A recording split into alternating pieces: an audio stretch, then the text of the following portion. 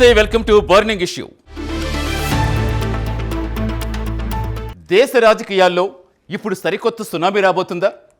మాకు ఆ సీట్ల పెంపు వద్దు అంటూ విపక్షాలు ఎందుకు తీవ్ర హెచ్చరికలు జారీ చేస్తున్నాయి? అంకెల గారడీతో ఢిల్లీ పీఠాన్ని శాశ్వతంగా కైవసం చేసుకునేందుకు కేంద్ర సర్కారు వేసిన అతిపెద్ద స్కెచ్ ఇప్పుడు ప్రకంపనలు సృష్టిస్తోంది. జనాభా లెక్కల ముసుగులో డీలిమిటేషన్ పేరుతో జరుగుతున్న ఈ భారీ ఆపరేషన్ వెనుక ఉన్న అసలు రాజకీయ రహస్యం ఏంటి? ఇది నిజంగా ప్రజాస్వామ్య వికేంద్రీకరణ లేక పక్కాగా చేస్తున్న రాజకీయ ఏకీకరణ? దేశం కోసం జనాభా నియంత్రణ పాటించిన దక్షిణాది రాష్ట్రాల గొంతు నొక్కే కుట్ర జరుగుతోందా? ఈ సీట్ల పెంపు వెనుక తాగిన ఆ సంచలన వ్యూహాలేంటో ఇప్పుడు చూద్దాం.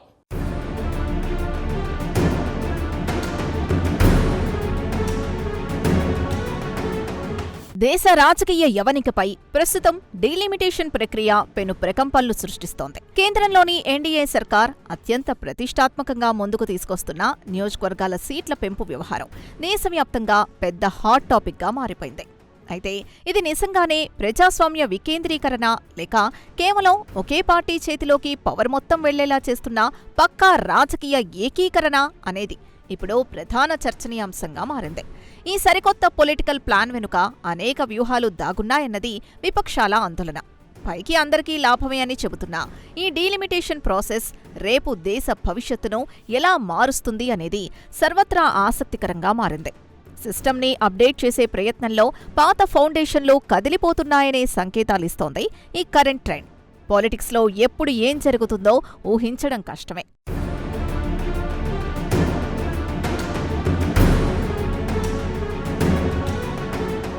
కేంద్రంలో ప్రస్తుతం ఎన్డీఏ ప్రభుత్వం పవర్లో ఉన్నప్పటికీ పొలిటికల్ గా ఆలోచిస్తే కేవలం బీజేపీకి మాత్రమే 100% పూర్తి మెజారిటీ ఉండాలనేది కమలనాథుల అసలు టార్గెట్. దీపం ఉండగానే ఇల్లు చక్కబెట్టుకోవాలి అన్న సామెతను వారిప్పుడు పక్కాగా ఫాలో అవుతున్నట్టు మనకిక్కడ స్పష్టంగా అర్థమవుతోంది. కాంగ్రెస్ హయాంలో తీసుకొచ్చిన పాత చట్టాల్ని పక్కకు పెట్టాలన్నా లేదా నేటి కరెంటు సిచ్యువేషన్కు అనుగుణంగా కొత్త చట్టాల్ని ఫ్రేమ్ చేసుకోవాలన్నా సొంతంగా అబ్సల్యూట్ మెజారిటీ ఉండటం చాలా అత్యవసరం. అందుకే ఈ డీలిమిటేషన్ ఎపిసోడ్ని తమకు పూర్తిగా అనుకూలంగా డ్రైవ్ చేసుకోవాలన్నది బీజేపీ అగ్రనాయకత్వం పెట్టుకున్న మెయిన్ టాస్క్. విపక్షాలు మాత్రం ఈ భారీ బ్లూ ప్రింట్ని చూసి లోలోపల తీవ్రంగా ఆందోళన చెందుతూ అనేక సందేహాల్ని తెరపైకి తీసుకొస్తున్నాయి.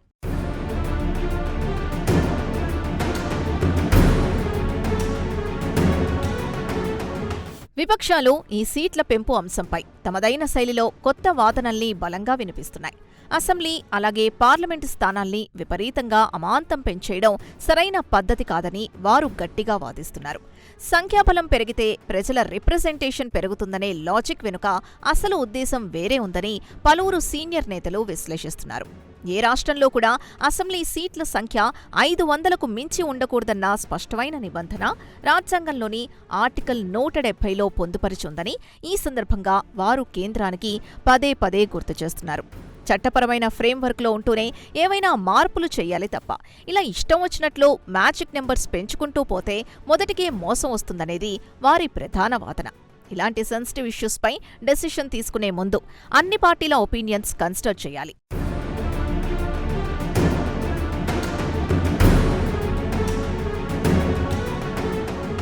ఇప్పుడు అందరి దృష్టి ఉత్తరప్రదేశ్ రాష్ట్రంపైనే పడింది. తాజాగా ప్రభుత్వ ప్రతిపాదనల ప్రకారం చూసుకుంటే యూపీలో ప్రస్తుతం ఉన్న 403 అసెంబ్లీ నియోజకవర్గాల సంఖ్య ఏకంగా 700కు పైగా పెరిగే అవకాశం ఉందని పొలిటికల్ సర్కిల్స్లో అంచనా వేస్తున్నారు. ఈ నెంబర్ వినడానికి చాలా ఆశ్చర్యంగా ఉన్నప్పటికీ ఇదే కనుక ప్రాక్టికల్గా జరిగితే రాజ్యాంగంలోని బేసిక్ రూల్స్కో ఇది పూర్తిగా విరుద్ధంగా మారుతుందనేది ప్రతిపక్షాల వాదన.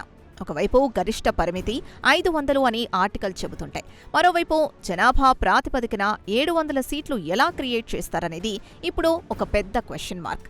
ఈ భారీ వైరుధ్యాన్ని సెంట్రల్ గవర్నమెంట్ ఏ విధంగా లీగల్గా అధిగమిస్తుంది అనేది అందరికీ ఆసక్తిని రేకెత్తిస్తోంది.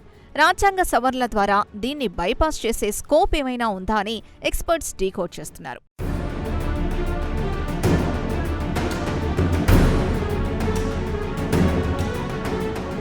ఈ మొత్తం డీలిమిటేషన్ ఎపిసోడ్లో అతిపెద్ద రాజకీయ రహస్యం ఉత్తరాది రాష్ట్రాల్లోనే దాగుంది.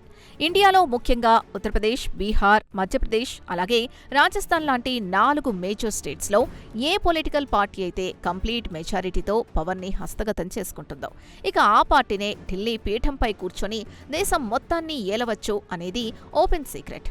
నేటి పొలిటికల్ సినారియోలో బీజేపీ ఆ తరహా అడ్వాంటేజ్తోనే స్ట్రాంగ్గా ముందుకు వెళ్తూ ఉండడం గమనార్హం.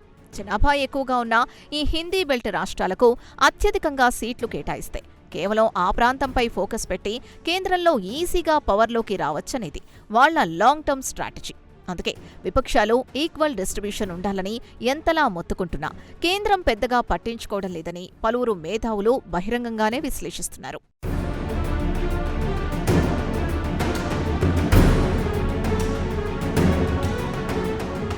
చూసారుగా, ఉత్తరాదిలో 4 రాష్ట్రాలను చేతులు పెట్టుకుంటే చాలు దేశం మొత్తాన్ని ఏలచ్చన్నది ఈ సీట్ల పెంపు వెనుక ఉన్న అసలు మర్మం అని విపక్షాలు విశ్లేషిస్తున్నాయి.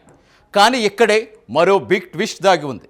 కేవలం తమ ఆధిపత్యం నిలబెట్టుకోవడమే కాకుండా మహిళా రిజర్వేషన్ బిల్లు కూడా తమకు అనుకూలంగా ఎలా మలుచుకోబోతున్నారో తెలిస్తే మీరు ఖచ్చితంగా ఆశ్చర్యపోతారు. అసలు ఆ రిజర్వేషన్ లెక్కల వెనుక ఉన్న డేటా గేమ్ ఏంటో ఇప్పుడు తెలుసుకుందాం.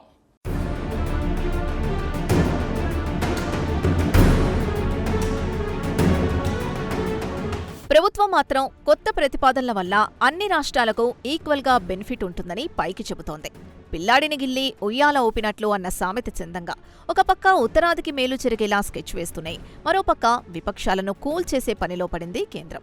ఏప్రిల్ 16 నుంచి జరగబోయే కీలక సమావేశాల్లో ఈ సెన్సిటివ్ ఇష్యూస్ పైనే ప్రధానంగా ఫోకస్ పెట్టి చర్చించనున్నారు. అనుకున్నవి అనుకున్నట్లుగా ఫాస్ట్గా సాగాలంటే పార్లమెంట్లో 2/3 మెజారిటీ అనేది తప్పనిసరి. అందుకే ఎన్డీఏ సర్కార్ ఇతర పార్టీల మద్దతు కూడగట్టేందుకు, ప్రతిపక్షాలను బుజ్జగించేందుకు తెరవెనుక అనేక ప్రయత్నాలు ముమ్మరంగా చేస్తోంది. సీట్ల సర్దుబాటు వ్యవహారంలో అన్ని స్టేట్స్కు న్యాయం చేస్తామని ప్రొజెక్ట్ చేస్తూనే తమ కోర్ ఎజెండాను సైలెంట్గా ఇంప్లిమెంట్ చేసుకునేలా మాస్టర్ ప్లాన్ రెడీ చేసుకున్నట్లు మనకు స్పష్టంగా అర్థమవుతోంది.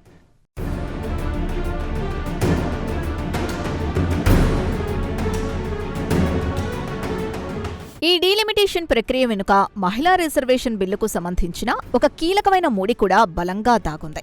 కొత్త చట్టం ప్రకారం 2027 నాటి తాజా జనాభా గణాంకాల ఆధారంగా డీలిమిటేషన్ పూర్తి చేసిన తర్వాతే మహిళా రిజర్వేషన్ బిల్లును ప్రాక్టికల్గా ఓకే చేయాలని రాజ్యాంగంలోనే క్లియర్గా పొందుపరిచారు. కానీ ఇక్కడే అధికార ఎన్డీఏ కూటమి పాత సెన్సస్ ప్రకారమే ముందుకు వెళ్లాలనే ఆలోచనలో ఉన్నట్లు తెలుస్తోంది. జనాభా లెక్కల ఆధారంగా ఏ బేస్ ఇయర్ తీసుకుంటారు అనేది ఇప్పుడు పాలిటిక్స్లో గేమ్ చేంజర్ కాబోతోంది. పాత డేటా వాడితే ఒక రకమైన ఈక్వేషన్స్, కొత్త డేటా వాడితే వేరే రకమైన రిజల్ట్స్ వచ్చే ఛాన్స్ ఉంది. అందుకే ఈ డేటా గేమ్లో ఎవరికి లాభం జరుగుతుందో, ఎవరికి నష్టం జరుగుతుందో అనే క్యాలిక్యులేషన్స్లో అన్ని పొలిటికల్ పార్టీలు తమదైన స్టైల్లో నిమగ్నమై బిజీగా ఉన్నాయనేది సుస్పష్టం.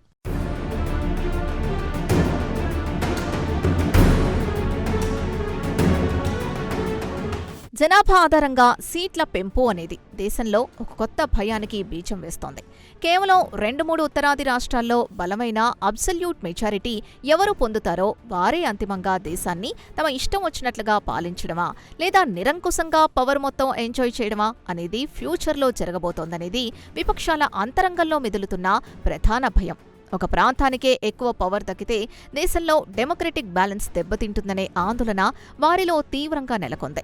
ప్రాంతీయ పార్టీల వాయిస్ పూర్తిగా సైలెంట్ అయిపోయి కేవలం నేషనల్ పార్టీల కనుసన్నల్లోనే వ్యవస్థ అంతా నడుస్తుందేమో అన్న డౌట్ కూడా ప్రజల్లోకి బలంగా వెళుతోంది.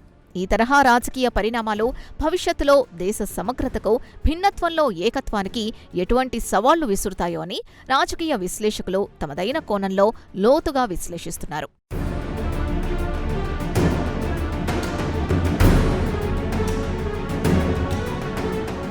అయితే రాజ్యాంగంలో పొందుపరిచిన కొన్ని ప్రత్యేక నిబంధనలు ఇక్కడ మనం ఒకసారి జాగ్రత్తగా గమనించాలి. దేశంలోని మిజోరాం, గోవా, పాండిచ్చేరి అలాగే సిక్కిం లాంటి చిన్న రాష్ట్రాలకు ఈ డీలిమిటేషన్ రూల్స్ అలా యాస్టీస్గా వర్తించవు. గరిష్టంగా 500 అసెంబ్లీ స్థానాలు ఉండొచ్చు అన్నట్లే. కనీసం 60 సీట్ల కన్నా తక్కువ ఉండకూడదన్న చట్టం కూడా రాజ్యాంగంలో ఉంది.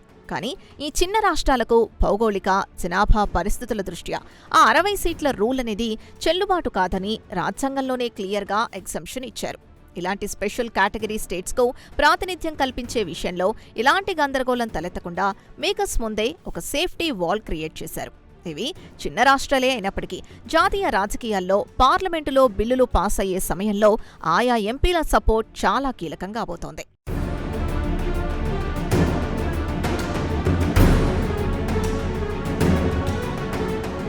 మరి ఇప్పుడు అందరి మదిలో మెదులుతున్న అతిపెద్ద $1 మిలియన్ ప్రశ్న ఒకటే. రాజ్యాంగం ప్రకారం గరిష్టంగా ఒక రాష్ట్రానికి 500 సీట్లు మాత్రమే ఉండాలి అన్న రూల్ని ఉల్లంఘించి కేవలం జనాభా ప్రాతిపదికన యూపీ లాంటి పెద్ద రాష్ట్రాల్లో ఏకంగా 700 సీట్లు అవసరమవుతాయన్న అంచనాల్ని ప్రభుత్వం ఎలా బ్యాలెన్స్ చేస్తుంది? ఈ లీగల్ అండ్ లాజికల్ వైరుధ్యాన్ని ఎన్డీఏ గవర్నమెంట్ ఎలా ఫేస్ చేసి అధిగమిస్తుంది అన్నదే ఇప్పుడు దేశవ్యాప్తంగా పెద్ద చర్చనీయాంశం. బహుశా రాజ్యాంగ సవరణ చేయడమా, లేదా సీట్ల సీలింగ్కు సంబంధించి మరో కొత్త ఫార్ములాని తెరపైకి తీసుకురావడమా అన్న ఆప్షన్స్ మాత్రమే వారి ముందున్నాయి. కోర్టులో దీనిపై ఎలాంటి న్యాయ పోరాటాలు జరుగుతాయి, సుప్రీంకోర్టు ఈ సెన్సిటివ్ ఇష్యూని ఎలా డీల్ చేస్తుంది అన్నది రాబోయే రోజుల్లో దేశ రాజకీయ ముఖచిత్రాన్ని పూర్తిగా డిసైడ్ చేయనుంది.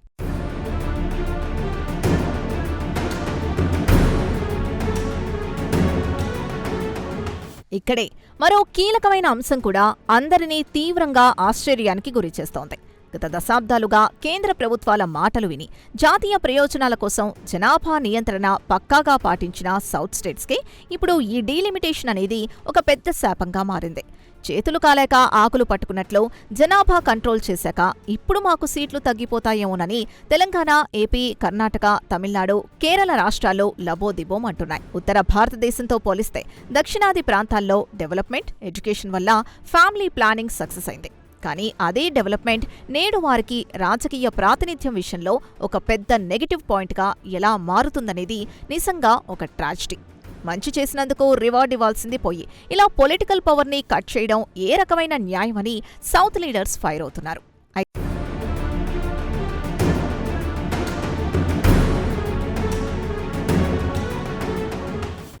విన్నారు కదా, మహిళా రిజర్వేషన్లు, ఉత్తరాది రాష్ట్రాల ఆధిపత్యం ఒక ఎత్తు అయితే జాతీయ ప్రయోజనాల కోసం జనాభా నియంత్రణ పాటించిన దక్షిణాది రాష్ట్రాలకు ఇప్పుడు అదే పెద్ద శాపంగా మారటం మరో ఎత్తు. అభివృద్ధిలో ముందున్న సౌత్ స్టేట్స్కు రాజకీయంగా సీట్ల కోత విధిస్తే అసలు దేశ సమగ్రత ఏమవుతుంది? నార్త్ వర్సెస్ సౌత్గా మారబోతున్న ఈ పొలిటికల్ క్రైసిస్ ఫ్యూచర్లో ఎలాంటి పరిణామాలకు దారితీయబోతుందో విశ్లేషిద్దాం.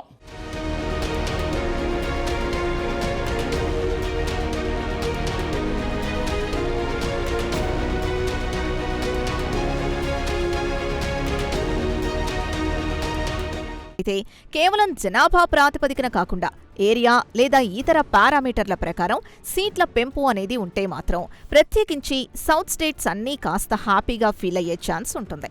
కానీ జనాభా నియంత్రణ పర్ఫెక్ట్గా పాటించిన ఈ దక్షిణాది రాష్ట్రాలకు లోక్సభలో సీట్లు తగ్గే ప్రమాదం పొంచుందని గణాంకాలు చెబుతున్నాయి. ఒకవేళ ఏమైనా సీట్లు పెరిగినా కూడా అది ఉత్తరాది రాష్ట్రాలతో కంపేర్ చేస్తే చాలా నామమాత్రంగా తక్కువగా పెరిగే అవకాశం మాత్రమే స్పష్టంగా కనిపిస్తోంది. ఇది ఖచ్చితంగా నార్త్ అండ్ సౌత్ మధ్య ఒక పెద్ద రాజకీయ అసమతుల్యతకు, అలాగే వివక్షకు దారితీస్తుందని నిపుణులు హెచ్చరిస్తున్నారు. దేశ ఎకానమీకి అత్యధికంగా ట్యాక్స్ల రూపంలో కంట్రిబ్యూట్ చేస్తున్న రాష్ట్రాలకు తగిన వాయిస్ లేకుండా చేయడం ఫ్యూచర్లో ప్రాంతీయ ఉద్యమాలకు దారితీస్తుందనేది కూడా కొంత ఇబ్బందికర అంశంగానే ఉంది.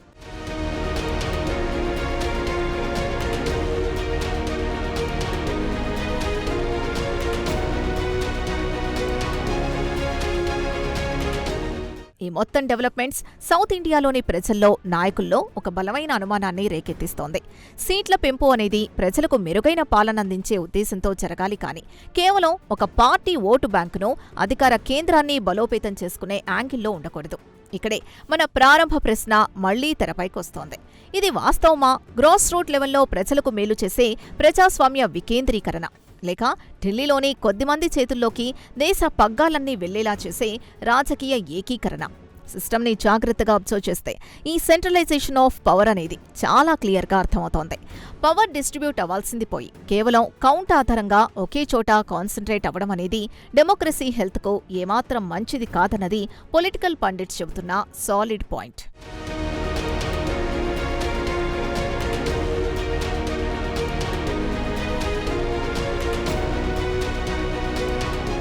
ఇక అసెంబ్లీ, లోక్సభ స్థానాల సంఖ్యను ఇలా విపరీతంగా పెంచుకుంటూ పోతాయి.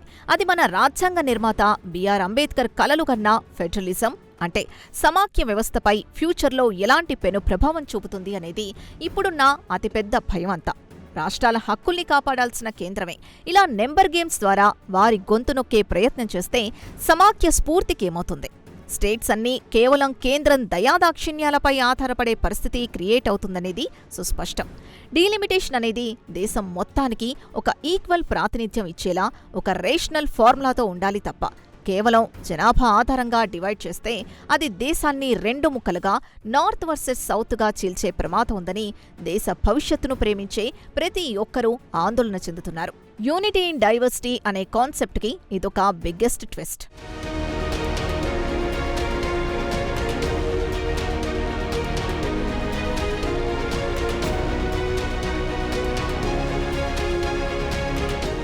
చివరగా ఈ డీలిమిటేషన్ ఎపిసోడ్లో కేంద్రం ఎలాంటి స్టాండ్ తీసుకుంటుంది, విపక్షాల్ని ఎలా అడ్డుకుంటుంది అనేది రాబోయే రోజుల్లో అతిపెద్ద పొలిటికల్ థ్రిల్లర్గా మారబోతోంది.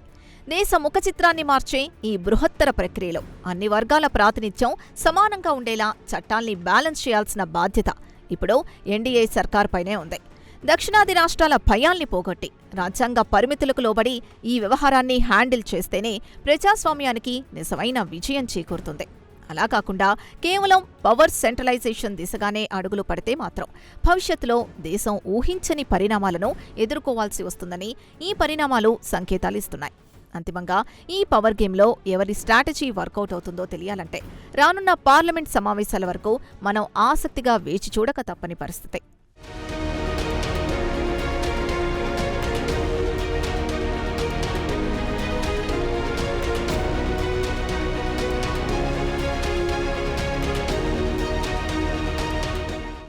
ఇది డీలిమిటేషన్ వెనుక ఉన్న అసలు చిత్రం. నెంబర్స్ గేమ్తో పవర్ను కేవలం ఢిల్లీ చేతుల్లో కేంద్రీకరించడం ప్రజాస్వామ్యానికి ఏమాత్రం క్షేమకరం కాదు. జనాభా అనేది ప్రాతిపదిక కావచ్చు, కానీ అభివృద్ధి కోసం నిలబడ్డ రాష్ట్రాలకు రాజకీయంగా అన్యాయం చేస్తే అది దేశ సమైక్యతకే ప్రమాదం. రాజ్యాంగ పరిమితులు దాటి కేవలం ఏకపక్ష అధికారమే లక్ష్యంగా పడుతున్న ఈ అడుగులు రేపు ఫెడరలిజంపై ఎలాంటి ప్రభావం చూపుతాయో కాలమే సమాధానం చెప్పాలి. ఇవి కేవలం సీట్ల లెక్కలు కాదు, భవిష్యత్ భారత్ తలరాతలు. ఆలోచించండి.